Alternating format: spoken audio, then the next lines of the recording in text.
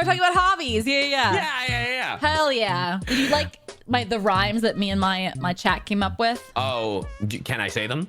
Sure. All right. A hobby a day keeps the burnout away. Take a Glock to your creative block. These are the same fucking rhyme, but different. I know. It's like burnout and hobbies just isn't doing it for me. Like, what's a creative way to explain the topic of today's podcast? My personal favorite is take a Glock to your creative block. that is a good one. That one's pretty good.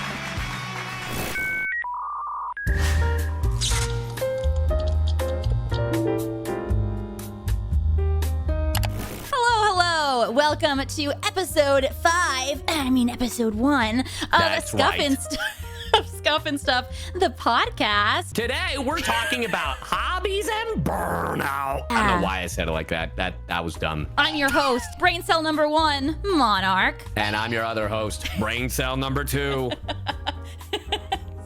You gotta say Oh, right. Sorry. I passed the brain cell before I said my own name. My bad. Yeah, dude. Burnout is like we've talked about like burnout every now and then. Like it is specifically in regards to like conventions because we've been doing a lot, especially this year. Yeah, traveling's always exhausting. Yeah, like. Dude, my traveling has been insane. Like this week, I'm supposed to fly out tomorrow to Vegas for a concert with my siblings. And it's like a yearly trip that we like to do, right? And I was like, oh, great. And then on Thursday, I was gonna come back so then I could spend my anniversary with Hayden because we've been together for 8 years. Happy anniversary. And then the next day, I was supposed to fly out to a convention. Dude, what the fuck?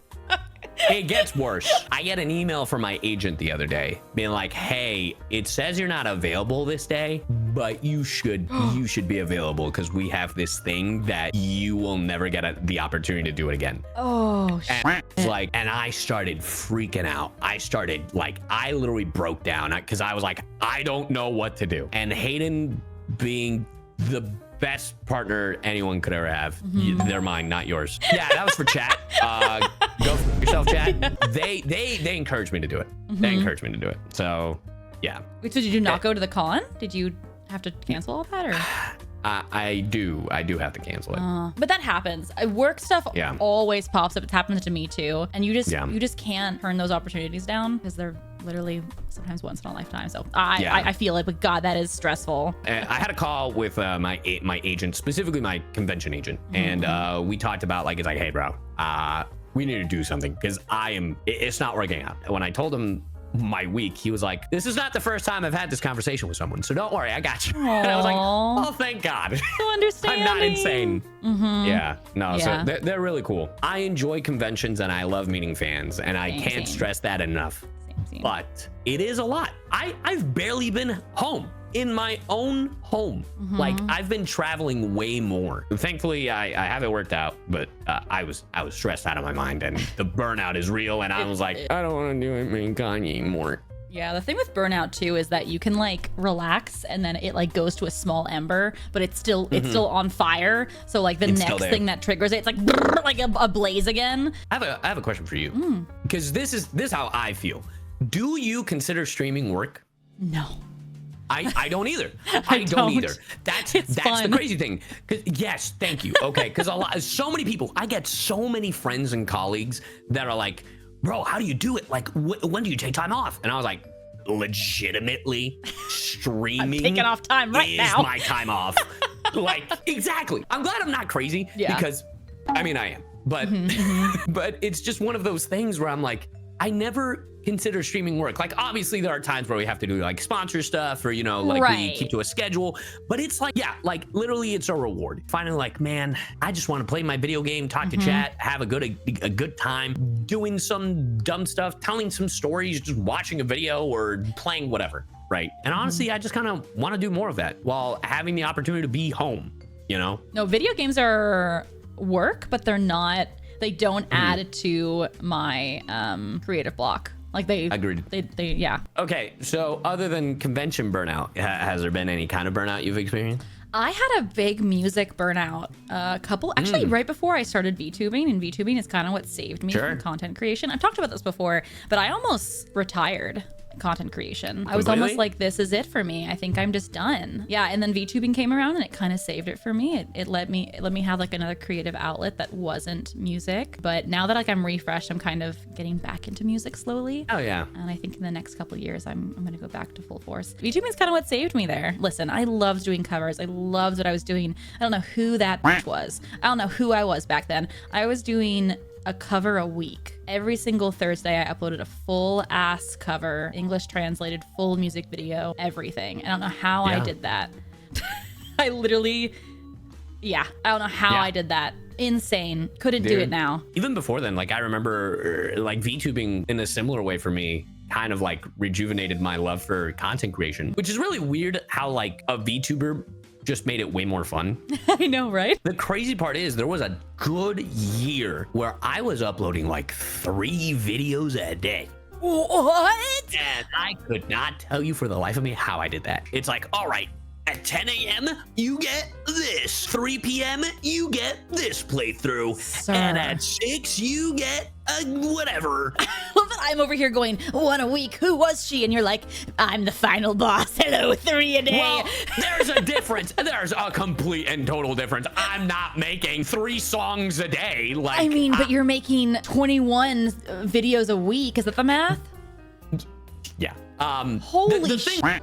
So the thing was also, this was before I was like doing professional voiceover. I had all the time in the world. I guess I couldn't even make 21 thumbnails a week. Like, I was doing it all too. I know. I was doing the thumbnails. I was like, I am in content creator mode. Damn, that's why I feel so old now. We just in our like teens and 20s, just constantly making content. Yeah, I was we're content farmers. Yeah, we've talked about this, but we both started content creation like at 13, 14, right? Yeah. You started before I did, but we started at the same age. I'm older than you, yeah. But yeah. But we started at the same age, yeah. That's crazy. But now we're 30 and we're tired.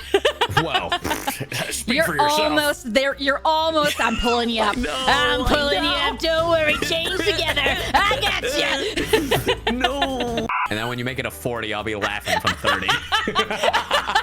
Could you imagine doing this? Having this exact conversation. Imagine if we do this for another 10 years. Hear me out. Dude. Hear me out. Billie Eilish did these interviews where every year she would answer the same questions as the version before. We should do that once a year. And then have every year, we should do it like the Scuff interview. Bro, that would actually be really funny. Pretty good. I know. I'm full of good ideas. Oh my God, that would be insane. We'll have to get 3D models so we can like oh my God, dude, have the different angles. Trying. It's tough. It's so tough. The technology's beyond me, honestly. I've asked so many friends. I was like, hey, do you recommend it? And they're like, no. I was like, oh, why? And they're like, it is such a pain in the ass. I have to wake up an hour earlier just so I can do 3D VTubing. So then I can set up everything. And I was like, so it's not just sit down and then do your thing? Wait, it's not just sit down and do the same thing I'm doing? It's like, have you ever done like motion capture or facial capture? I haven't yet. Do we have to wear a whole suit? No, but we do need some sensors. It is recommended to have that headpiece so then you can move around. A headpiece? What am I gonna like? What's that gear called? When you had like an overbite? Did you ever braces? Remember that like the gear that you had to like wear? Not the when I had braces. I never had that thing. Are you talking about the thing that like Jimmy wore in Ed and Eddie? Like. Yeah. Did you have one of those? Mine wasn't screwed into my body. Mine was like it wrapped around, but I had to wear it at night. You had one of those? I know. That's why I have such beautiful, perfect teeth now. Shine, shine.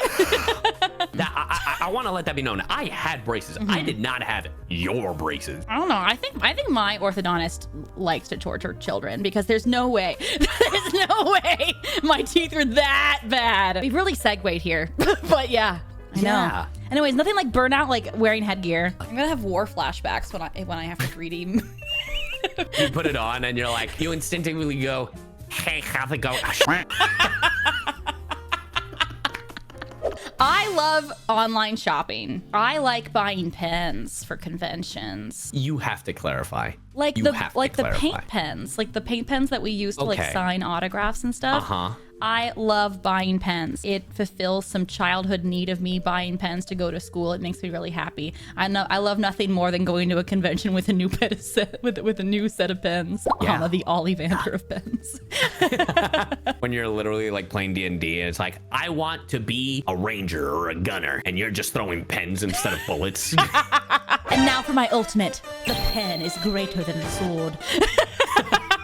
To be or not to be, as I hold up a 2B pencil. Oh my God. Well done. Listen, I can write this D&D character right now. Well Listen. done. You're welcome. What's their name? Their pen is, their name is what? Their pen name? Sorry, you were saying it and I thought you were going to say it, so I was like... Listen, I might have gotten there. Their first name is Pen and their last name is Is. Whoa. Wait, I hail from Pen Island. Oh my God. A land of only pens. Whoa, only pens? I know, it's crazy. Well, I had to escape. There were too many pens. This is a great one-shot D&D character, let me just say. Yeah.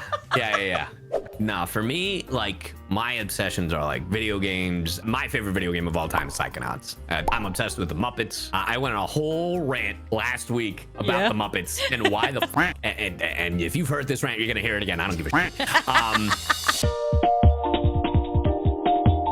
They won't give them the budget to do anything, and I'm sick and tired of it. Let the Muppets live. They could make so much money on the Muppets. I need somebody to clip the moment when you said, let the Muppets live. The way that you sounded.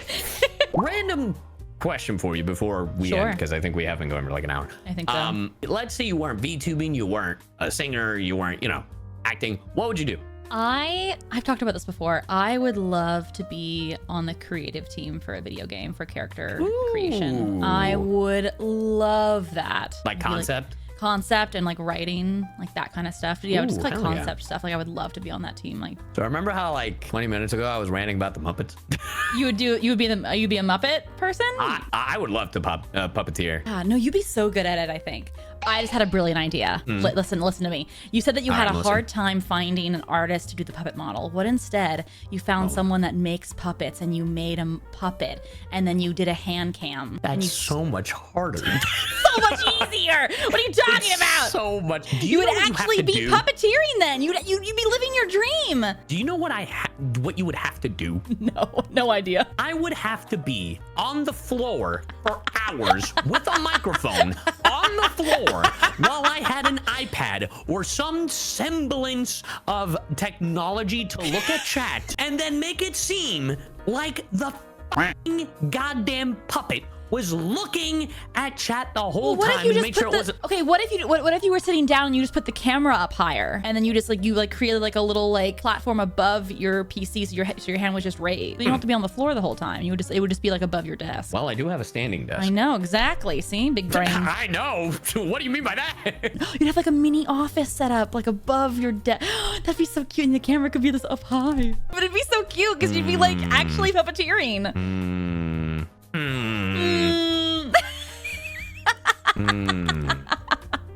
think it'd be really cute. This round. You win this round. Yeah, my big brain. You win this round.